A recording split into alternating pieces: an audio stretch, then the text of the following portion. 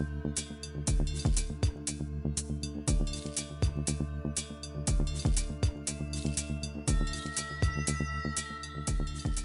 fait des plats cuisinés à base de pâtes.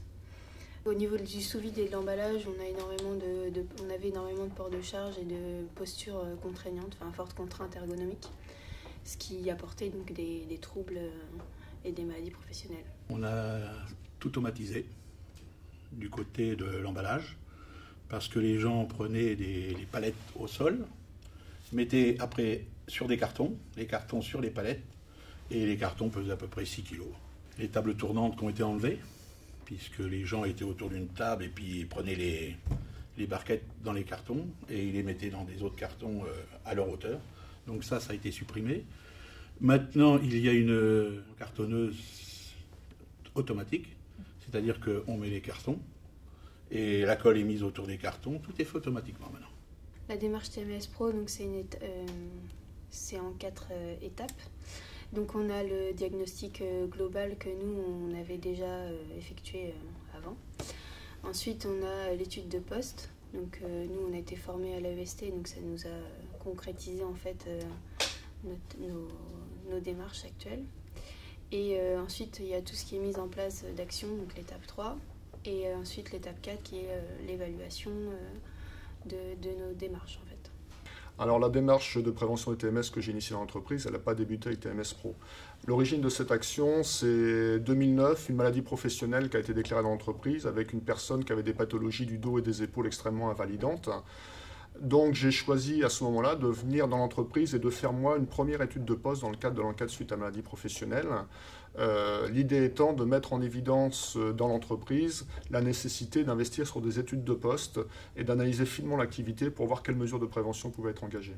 Dans le cadre de l'action TMS Pro qui a été initiée en 2014, ça a permis de réinscrire l'action engagée par l'entreprise dans une démarche plus structurée, plus organisée. Préconisation initiale mais indispensable, il faut qu'il y ait l'adhésion du chef d'entreprise. Clairement, si la démarche a pu avancer dans l'entreprise, c'est parce que la direction du site était convaincue de la nécessité d'agir sur les TMS. Le deuxième aspect, c'est qu'il faut éviter de passer d'une démarche d'identification d'un problème, dire il y a des TMS chez moi, à une mise en œuvre de solutions en court-circuitant complètement toute la phase d'analyse des postes de travail. Mon rôle principal a été la remontée d'informations en collaboration avec Madame Bautreau pour évaluer, on va dire, l'état général de la santé des salariés sur ces zones très contraignantes. Bien sûr, il y a eu besoin de l'intervention d'un intervenant extérieur pour nous aider dans cette démarche. Et puis finalement, il a été plus judicieux de former des personnes en interne qui ont été toutes deux formées à l'AEST, qui donne des très bonnes bases justement pour l'étude des postes et les contraintes ergonomiques.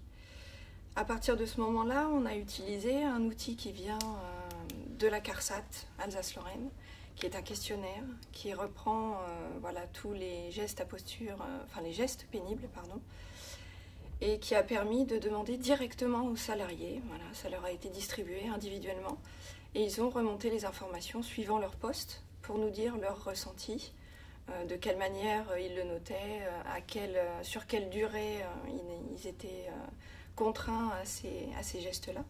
Donc nous aujourd'hui, par le biais de TMS Pro également, on est sur une période d'évaluation du système lui-même et aussi du ressenti des salariés, puisque bien sûr, il y a quand même, par le changement et aussi par les conditions de travail précédentes, un stress important.